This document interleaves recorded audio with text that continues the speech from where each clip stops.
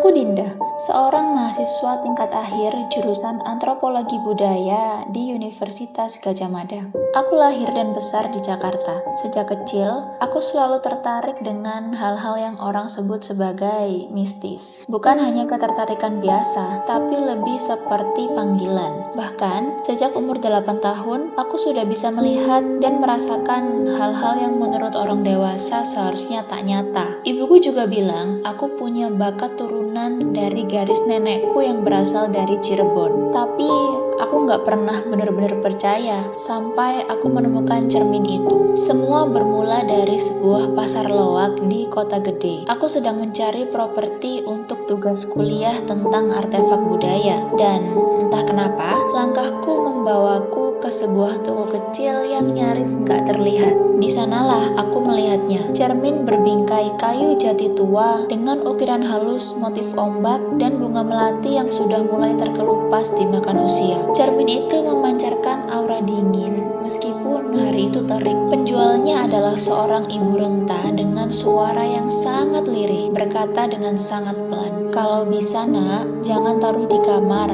dan jangan menatapnya terlalu lama, apalagi malam Jumat." Aku hanya tersenyum dan membayar cermin itu. Aku terlalu sering mendengar peringatan-peringatan seperti itu. Aku bawa cermin itu pulang ke kos-kosan tua yang kutinggali di daerah Kaliurang. Kamar kosku ada di lantai 2, menghadap ke selatan. Meskipun bangunannya agak lembab dan catnya mulai mengelupas, tempat itu sunyi, nyaman untukku yang suka menyendiri. Aku taruh cermin itu tepat di depan tempat tidurku. Setiap malam, aku melihat pantulan wajahku yang sangat lelah, kadang juga tanpa ekspresi, dan merasa seperti seseorang sedang mengamatiku di balik kaca. Tapi aku anggap itu cuma efek sugesti, hingga malam itu datang, malam Jumat Kliwon. Saat itu aku sedang merekam konten makeup horor untuk akun TikTokku. Lampu ring light menyala terang dan aku duduk di depan cermin sambil memulas wajahku dengan efek luka sobek di pipi. Saat sedang asik mengedit, aku memutar ulang videonya. Di detik ke-21, sesuatu membuat darahku membeku. Di dalam pantulan cermin berdiri seorang perempuan. Rambutnya panjang menjuntai, wajahnya pucat,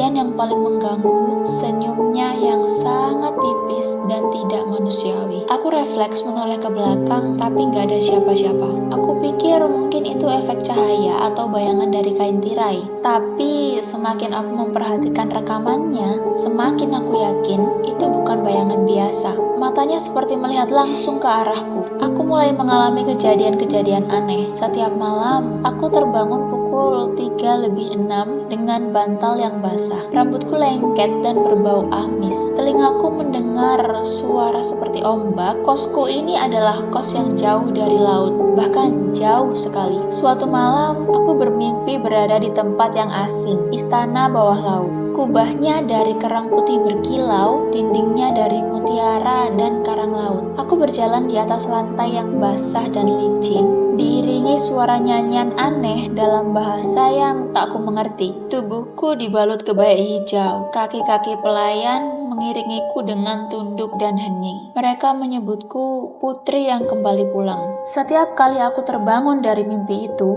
kulitku terasa gatal. Ada semacam sisik kecil kehijauan di pergelangan kaki dan di pundak. Aku menutupinya dengan bedak dan concealer. Aku takut untuk pergi ke dokter. Akhirnya, aku memutuskan untuk menghubungi dosen pembimbingku, yaitu Bu Lestari, yang terkenal ahli dalam kepercayaan Jawa kuno. Saat kutunjukkan foto cermin itu, wajahnya langsung berubah tegang. Cermin itu bukan sembarangan, katanya. Itu portal, pintu antara dunia ini dan dunia Nyi Roro Kidul. Ukiran ombak dan melati bukan hiasan biasa, itu simbol pemanggil. Aku mulai mencari tahu lebih dalam. Ternyata pemilik cermin sebelumnya adalah seorang wanita bernama Ratna, mahasiswa IKIP tahun 1978 yang menghilang secara misterius setelah liburan ke Parangtritis. Dan ternyata kos yang kutinggali sekarang dulunya adalah rumah singgah Ratna, dan cermin itu satu-satunya barang miliknya yang tersisa. Aku tahu aku nggak bisa tinggal diam. Aku harus mengembalikan cermin itu, atau aku yang akan lenyap. Malam berikutnya aku bawa cermin itu ke Parangtritis pukul 11 malam. Aku menginap di penginapan tua di dekat pantai. Angin laut mengembus seperti bisikan, ombak menghantam pantai, serta suara panas raksasa yang tertidur. Aku letakkan cermin itu di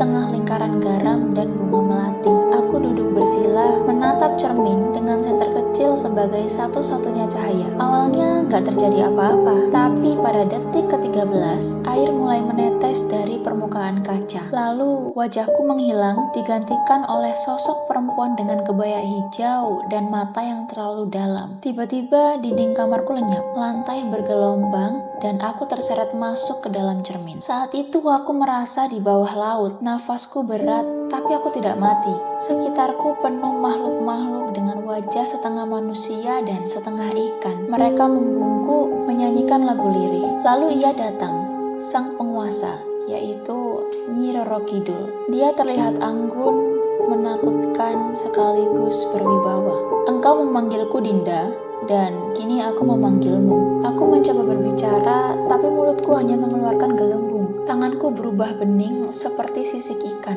Aku menangis dalam hati, tapi suara Nyi Roro Kidul begitu kuat di pikiranku. Yang melihat wajahku tidak akan kembali sama. Seketika, tubuhku terseret ke dasar lebih dalam. Aku kehilangan kesadaran. Aku terbangun di kamar penginapan, tapi ini bukan kamar yang kukenal. Baju yang kupakai adalah kebaya hijau. Di luar jendela, orang-orang berbicara dengan dialog asing. Kalender di dinding bertuliskan tahun 1979. Aku langsung berlari ke cermin itu. Sosok dalam cermin tersenyum padaku, tapi bukan aku.